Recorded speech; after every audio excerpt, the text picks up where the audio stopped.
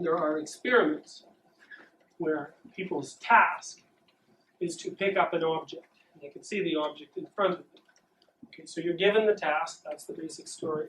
The story is what you're required to do is to transform yourself from the person you are now into the person who has possession of that watch. It's just a standard laboratory experiment. But the watch is actually not there. It's an image that's generated by mirrors. And when you move towards the watch, you find that it's not where it appears to be. Well, the fact of the object not being where it appears to be is an anomaly with regards to your current plan. And you'll react to that emotionally. The first thing that will happen is that, well, obviously you're going to be surprised, right?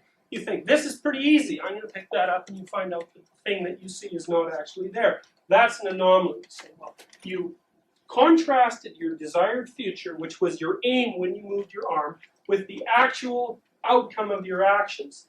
It's a part of your brain called the hippocampus that seems to be responsible for comparing what's actually going on, insofar as you can interpret that, with what you want to happen. And if a mismatch occurs, that sets up a whole sequence of related events. And those events manifest themselves in emotion and in thought and in behavior. Most evidently in emotion. If you're going to do something, you've done it before, and it doesn't work out the way you expected it to, the events that constitute the anomaly, the unexpected occurrence, they're surprising. And the question then is, what does surprising mean? Well, it basically means that something threatening has occurred and something unknown has taken place. What does the unknown mean?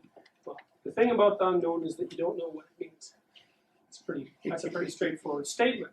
But you see, that immediately introduces a strange sort of paradox, because you lack infinite information. Obviously, people don't know what they're doing all the time, which means that you come into contact with things that you don't understand a lot. And that means, in a sense, that you have to know what to do when you don't know what to do. Because you don't know what to do a lot. And that doesn't just bring you to a halt. Well, it is the case that your nervous system is hardwired to move to a sort of default position when the explicit plans that you have that you're carrying out fail. So as long as you could say, in a sense, as long as you know what you're doing, which means that you have a representation of where you are and where you'd like to be. You're carrying out your plans to make the move, and things are going according to plan. Well, as long as you're doing that, then the higher centers of your brain, the cortex, basically, it's under control. You know what you're doing. You feel comfortable and secure. As soon as something unexpected happens, the control shifts, and this is something that's basically beyond your capacity to control, though you can interfere with the process. Control shifts from the cortical centers to the more fundamental areas of the brain, to the limbic system. When something unexpected happens, two things occur. You stop. You feel a little bit of anxiety. It depends on how unexpected the occurrence is. If it's really unexpected, you'll be very, very frightened. If it's just something minor league unexpected, you'll just stop. Your sensory processing will heighten. You'll gather more information, and you'll explore. And as you explore, you generate information, and the information is supposed to bring you back on course, basically. So you'll say, well, what you'll do if you're trying to reach for the watch and you find out that it isn't where you think it is, well, you'll start making different sorts of approach sequences until you end up producing the outcome that you intended. When something unexpected occurs, two sets of circuitry are activated. One looks like it's dominated by the right hemisphere, the other looks like it's dominated by the left hemisphere.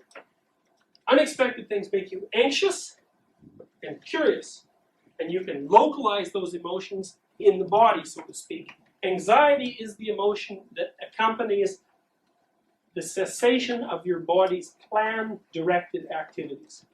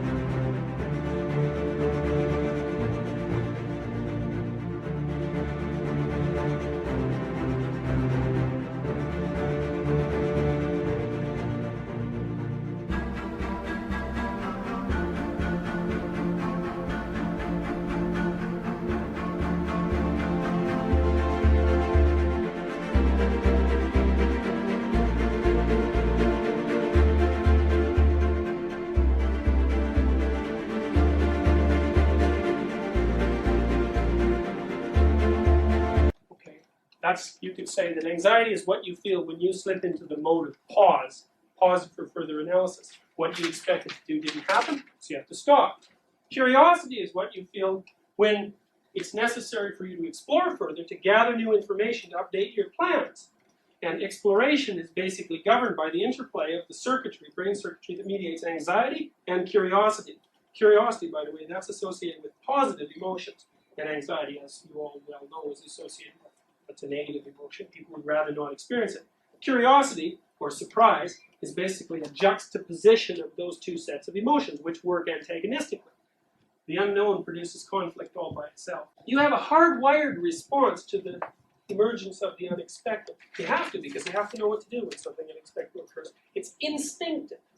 Your instinctive response to the unknown is anxiety plus curiosity, which is to say, cessation of ongoing motor activity plus a drive to move forward and explore. And your exploratory activity is actually the sum total of the activation of the two sets of circuitry that mediate that response. And when you explore, if you explore, if something unexpected happens, you don't have to explore. You can know.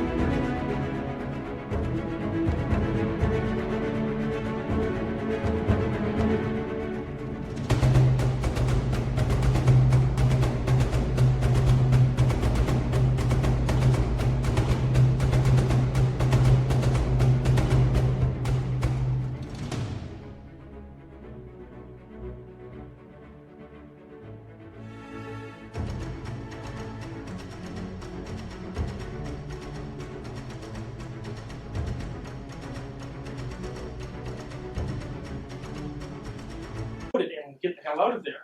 It's safe, but you don't gather any new information. It's a good short-term strategy. It's not a good long-term strategy. But anyways, the point is that surprise activates curiosity. That impels you forward. You generate new information. You update your plan, and soon you can get to where you want it to go. And the point is that mismatch between what you expect to happen and what actually happens, that disinhibits anxiety.